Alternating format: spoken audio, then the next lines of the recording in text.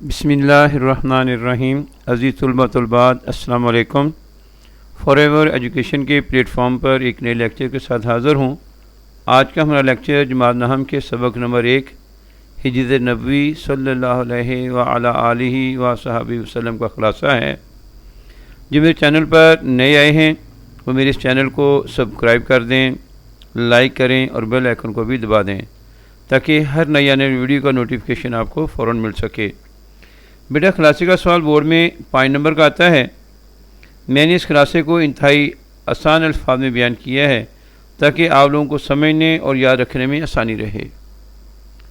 جب ہم خلاصہ شروع کریں گے تو سب سے پہلے ہم 605 مارکر سے سبق عنوان کی ہیڈنگ دیں گے، پھر ساتھ ہی سبق عنوان جو ہے ہجرت نبوی صلی اللہ علیہ وآلہ وسلم، یہ بھی 605 مارکر سے لکھیں گے۔ اس کے بعد مصنف کا نام لکھیں گے اور یہ بھی 605 مارکر سے لکھنا ہے، اور مولانا شبلی نعمانی جو ہے یہ بھی آپ نے 605 مارکر سے لکھنا ہے۔ علامہ شبلی نعمانی اس مضمون میں تحریر کرتے ہیں کہ جب نبی کریم صلی اللہ علیہ وآلہ وسلم نے قریش والوں کو دعوت اسلام دی تو انہوں نے مسلمانوں پر ظلم و ستم شروع کر دیا۔ اس موقع پر اللہ تعالیٰ کی طرف سے مسلمانوں کے لیے حکم ہوا کہ وہ مدینہ کی طرف ہجرت کر جائیں۔ رسول کریم صلی اللہ علیہ وآلہ وسلم اللہ تعالیٰ کے حکم کے منتظر رہے۔ نبوت کے 13 سال کے شروع میں اکثر صحابہ کرام رضوان اللہ علیہم اجمعین مدینہ منورہ پہنچ چکے تھے۔ اہل مکہ کی طرف سے ظلم و جور بھی مسلسل جاری تھا۔ یہ ظلم و ستم بڑھتے بڑھتے اس حد تک چلا گیا کہ سرداران قریش نے ابو جہل کی رائے پر متفق ہو کر تمام قبائل سے ایک ایک نوجوان منتخب کر کے ان کو آپ صلی اللہ علیہ وسلم کے قتل نعوذ باللہ کا حکم دیا۔ تمام قبیلوں سے نوجوان اکٹھے کر کے آپ صلی اللہ علیہ وسلم کے مکان کا محاصرے میں لے لیا گیا۔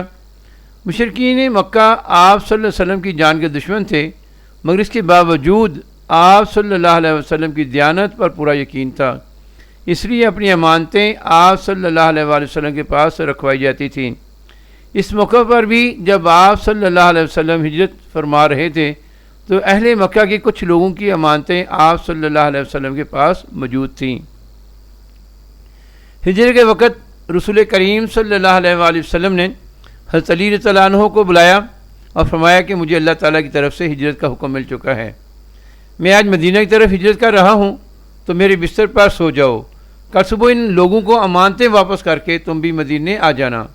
حضرت علی رضی اللہ عنہ نے آپ صلی اللہ علیہ وسلم کے حکم پر عمل کیا۔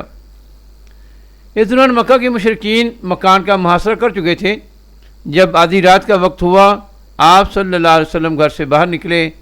اللہ تعالیٰ نے مشرکین مکہ کے ان افراد کو بے خبر کر دیا۔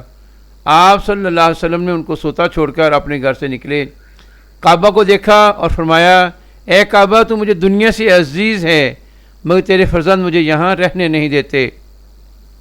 حضرت ابوبکر صدیق رضی اللہ تعالیٰ عنہ کے گھر تشریف لائے، ان کو ساتھ لیا اور غار ثور میں جا ٹھہرے۔ صبح قریش کی آنکھیں کھلیں تو رسول اللہ صلی اللہ علیہ وآلہ وسلم کی جگہ حضرت علی رضی اللہ عنہ کو پا کر بہت برہم ہوئے۔ کچھ دیر حضرت علی رضی اللہ عنہ کو خانہ کعبہ میں قید رکھا، پھر چھوڑ دیا۔ اس کے بعد اہل مکہ آپ صلی اللہ علیہ وسلم کی تلاش میں نکلے۔ حضرت ابوبکر صدیق رضی اللہ تعالیٰ عنہ کا غلام روزانہ شام کے وقت بکریاں گار کے دانے تک لاتا اور آپ ان کا دودھ نکال لیتے۔ کئی روایتوں سے پتہ چلتا ہے کہ حضرت ابوبکر صدیق رضی اللہ تعالیٰ عنہ کی صاحبزادی حضرت اسماء رضی اللہ عنہا ہر رات آپ تک کھانا پہنچاتی تھیں۔ کفار مکہ آپ صلی اللہ علیہ وسلم کو ڈھونڈتے ڈھونڈتے غار کے دھانے تک آ گئے۔ حضرت ابوبکر پریشان ہوئے۔ اللہ تعالیٰ کی طرف سے فوراً وحی نازل ہوئی کہ گھبراؤ نہیں، بے شک اللہ تعالیٰ تمہارے ساتھ ہے۔ قریش مکہ نے آپ صلی اللہ علیہ وآلہ وسلم اور حضرت ابوبکر صدیق رضی اللہ عنہ کو گرفتاری کے لیے 100 اونٹ کا انعام رکھا۔ سراقہ میں جیش انعام کے لالچ میں آپ صلی اللہ علیہ وسلم کی تلاش میں نکلا۔ ٹھیک اسی وقت جب آپ صلی اللہ علیہ وسلم غار سے نکل کر مدینہ کے لیے روانہ ہو رہے تھے، وہ بھی وہاں پہنچ گیا۔ آپ صلی اللہ علیہ وسلم پر حملہ کرنے کی نیت سے فال کا تیر نکال کر دیکھا، شگون اچھا نہ تھا، لیکن انعام کے لالچ میں پھر تیر نکالا، پھر وہی جواب تھا۔ حملہ کی نیت سے آگے بڑھا تو اس کا گھوڑا زمین میں دھنس گیا۔ اسے سراقہ کی ہمت جواب دے گئی۔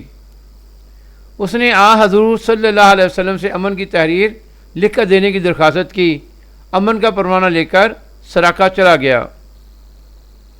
مکہ سے ہجرت کی خبر مدینہ منورہ پہنچ چکی تھی۔ اہل مدینہ ہر روز صبح سویرے شہر سے باہر نکل جاتے اور آپ صلی اللہ علیہ وسلم کی تشریف لانے کا انتظار کرتے تھے۔ دوپہر تک انتظار کے بعد واپس لوٹ آتے تھے۔ ایک دن لوگ آپ صلی اللہ علیہ وسلم کا انتظار کر کے واپس لوٹ گئے تھے کہ ایک یہودی نے قلعے سے دھول اڑتی دیکھی اور اندازہ لگایا کہ یہ وہی قافلہ آ رہا ہے، تو اس نے پکارا، اے اہل عرب، تم جس کا انتظار کر رہے تھے وہ آگے ہیں۔ اس اعلان سے تمام شہر مدینہ اللہ اکبر کے نعروں سے گونج اٹھا، اور اس طرح حضور نبی کریم صلی اللہ علیہ وسلم باخریت و حفاظت مدینہ منورہ تشریف لے گئے۔ بیٹا امید ہے آپ اس لیکچر سے مستفید ہوں گے۔ ایک نئے لیکچر کے ساتھ جلد حاضر ہوں گا۔ آپ خود بھی اس لیکچر کو سنیں، دوستوں میں بھی شیئر کریں تاکہ زیادہ سے زیادہ طلباء اس سے فائدہ حاصل کر سکیں۔